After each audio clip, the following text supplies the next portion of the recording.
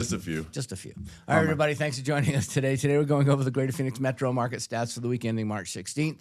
Let's take a look at the numbers. 80 days on market this past week, a month supply of 4.22, absorption rate at 23.72, average list price this past week, 787,260, average sale price this past week, 633,270, and our list price to sale price retention at 97.45. Active inventory, another shot in the arm. We're over 26,280 available properties. Pending is sitting at 5,071. We're going to talk about that. Closed units for the month to date, 3,016. New listings taken this past week, 2,377, down just a little bit from the week before. Days on market for active is at 92 and for closed at 80. Bottom left-hand side, change this up a little bit. This is going to be a month-to-date number now instead of a week-over-week per se, just because the month-to-date has more accurate, more informational that you can use data versus just this particular little section right here. It's still week-over-week report. It's just this section's month-to-date.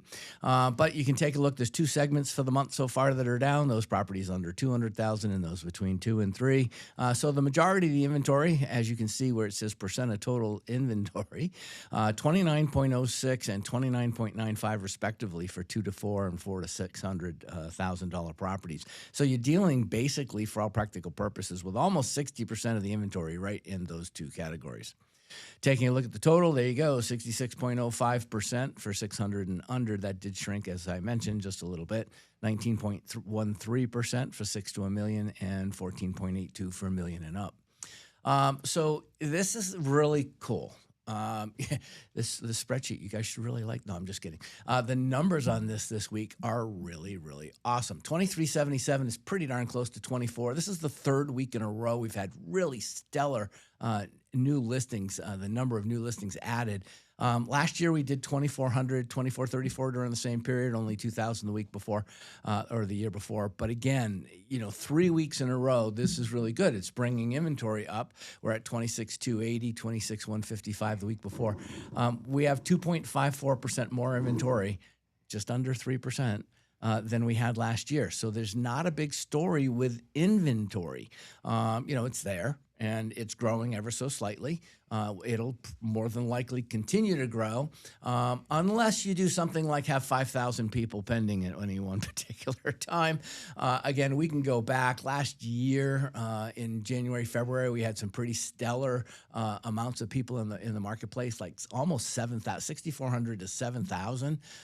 So going basically from 4,000 into the 5,000 number, I'm really just hoping this sticks. If it does, this is going to be the fact that people are equally as confident for 2026. 2026 has been told that it's going to be kind of a moderate year.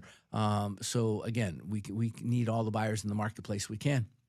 Looking at closed inventory, again, you're sitting at 3,016 for the month. That's up from last year and just about the same as 2 years ago. So again, the closings aren't being affected. The new listings aren't being effective. We have some more buyers in the marketplace that could change things week over week. We'll keep taking a look at that. If we have a few more buyers in the marketplace and get close to that 6,000, we're going to slide into a seller's market again. We're already at 4.22. We're down from 5.65. Again, it's just paying attention to the numbers. That's what we do. 465,000 is the median sale price. 460 last week. But again, just slide your eyes a little bit to the right there. It's 475,000 last year. So when I tell you that the median price, the middle of the market of what's closing, is being consistent. That's what I'm talking about. And it's not growing. The prices aren't getting out of hand still, at least not at this time. But if we do have those 5,000-6,000 buyers in the marketplace, you can expect that to increase. 97.45, another strong number versus last week. That means that sellers are giving up about 2.5% from the list price that they're at right now to the contract price that's in the offer that was accepted. And again, those numbers are important numbers. You've heard me articulate about that over and over and over again. I probably will in a couple of weeks, but I'm going to give you a little vacation. So those are the numbers this week.